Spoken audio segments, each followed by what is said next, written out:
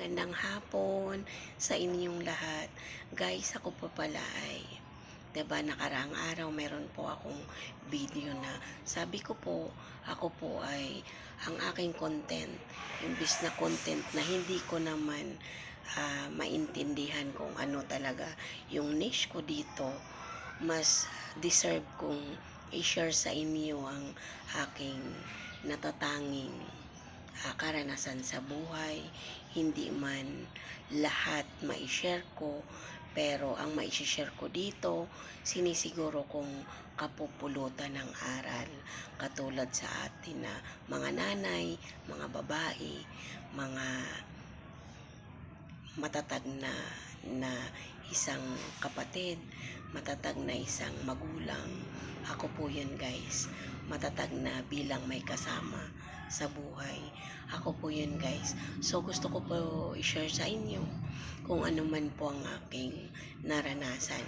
So sa buhay kong ito, guys, ilang taon na ako? Ako ay 53 years old. So nangarap ako nang ako'y bata pa na sana balang araw ako ay magkaroon ng pera, magkaroon ng sariling bahay, magkaroon po ng pamilya na masaya. Ngunit guys, kung minsan ang pangarap, kahit na anong pagsisikap mo ay pangarap lang talaga. Ngunit ang iniisip ko, sabi pa nga, na habang buhay ay mayroon pag-asa. So guys, maraming nangyari sa buhay ko. Anong maliliit pa kami, dahil ako po ay pang pangpito sa aming 10 magkakapatid. Kami po ay marami, guys. Ngunit marami kami na hindi kami nag-aaway-away. Kami po ay nagmamahalan. So, sa dami namin, sa hirap ng buhay, hindi po kami nakapagtapos ng pag-aaral. Ako po, guys, ay secondary lang at ang aking mga kapatid ay mga elementary lang din. Ngunit kami po ay hindi man nakapagtapos, pero mayroon pong naiintindihan. Kaya guys, sa buhay kong ito, ako po ay may 7 anak at single mother po. At ang aking mga anak ay may kanya-kanyang pamilya. Ang 7 kong anak ay 4 na ang merong pamilya. Ngunit ang 3 ay nasa poder ko pa. Ngunit hindi sila, ang bunso ko na lang ang nag-aaral. Guys, sa buhay na nadanas ko, masasabi kong sa dami ng anak ko, sari-saring problema ang aking nadanas. Naging matatag ako sa ngalan ng kahirapan. Ako po ay lahat na trabaho na marangal pinasok ko. Ako po ay naglabandera, ako po ay nagmanicurista, ako po ay naging masahista, ako po ay kontraktor ng mga salamin sa bintana. Yes guys, ako po ay isang kontraktor na nangarap ako na balang araw gusto ko po magkaroon ako ng trabaho na like itong pangungontrata, dahil meron po ako, guys, lisensya, ngunit wala po akong puhunan.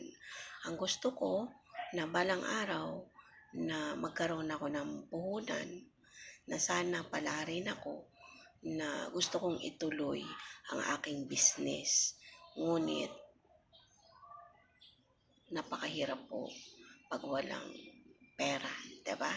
Unang-una pera talaga. Marami akong problema sa aking mga anak na like sa gastusin. And then ako po ay walang sariling bahay at ang bayarin sa kuryente, sa ilaw, lahat po 'yan pinoproblema ko. So, guys, sa aking trabahong ito ay ang problema ko walang puhunan. Yes. So, nagkakaroon man ako ng trabaho, kontrata, pero sabi ko hindi yata ako maswerte. Kasi bawat project ko na ginagawa nagkakaroon po guys ng problema. Hindi po kami nagkakaintindihan ng aking kontraktor. So sa pagtatapos ng aming trabaho, natatapos naman ng maayos, ngunit wala nang kasunod. Naisip ko na parte sa akin, wala pong problema. Ngunit may mga tao kasi na hinahanapan ka talaga ng problema kahit na problema. Siyempre, 'di ba, may konting problema pero dapat ayusin natin, 'di ba? Pwedeng pag-usapan. Ngunit may mga tao na hindi sapat sa kanila yung pag-uusapan ng problema. Mas gusto nila na idaan sa init ng ulo.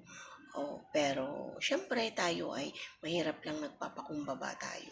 So, sa pagtatapos ng trabaho, natapos na maayos, pero nandyan yung nagkaroon na ng samaan ng loob. Pero, ang importante, natapos ko ng maayos ang trabaho. Kasi isa akong kontraktor na may ipinangako na kapag ako ay tumanggap ng isang trabaho, kailangan tapusin ko yun. May kitain man ako o wala, malugi man ako o ano man. Ang importante, natapos ko yung trabaho, yung kontrata ko na walang problema. So guys, ito po ang buhay ko na ganito. Mahirap ako, pero madali akong pakisamahan.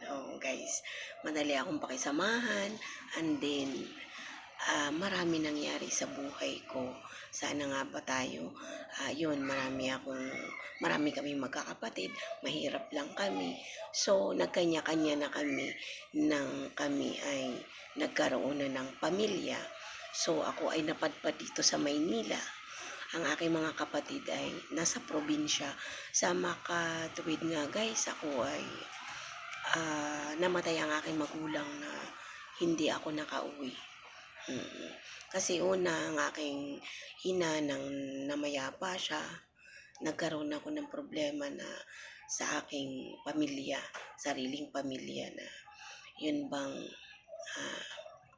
balang araw i-share ko dito guys. So, nang namatay naman ang tatay ko, hindi ako nakauwi kasi that time pandemic ng mga oras na yun, kaya hindi pa ako nakauwi.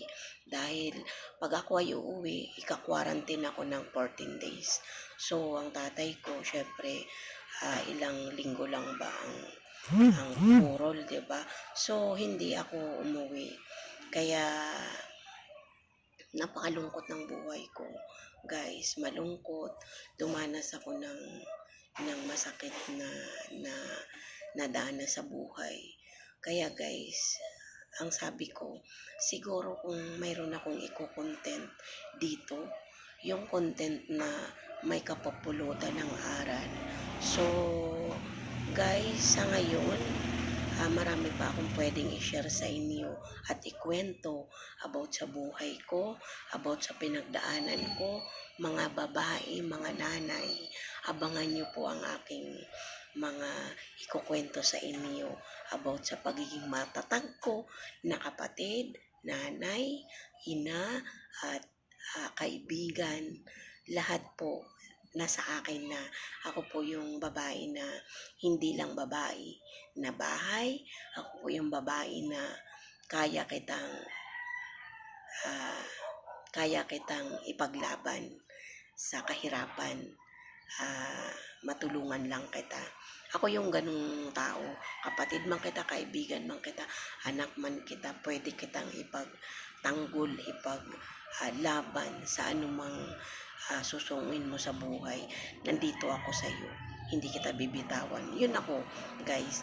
At kung mayroon kang problema, pwede kitang i-advise. Ano man ang aking nalalaman na pwedeng i-advise.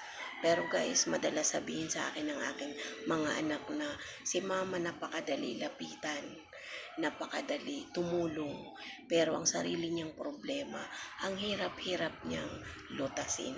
Kaya guys, abangan niyo yung kwento ng buhay ko guys. Marami pa akong pwedeng i-share sa inyo. Kaya sa ngayon, pangsamantala munang hanggang dito na lang muna kasi sobra ng mahabang aking kwento. Marami pa ho akong maishishare sa inyo sa darating na mga araw. Kaya guys, bye-bye muna. Thank you so much and have a nice day.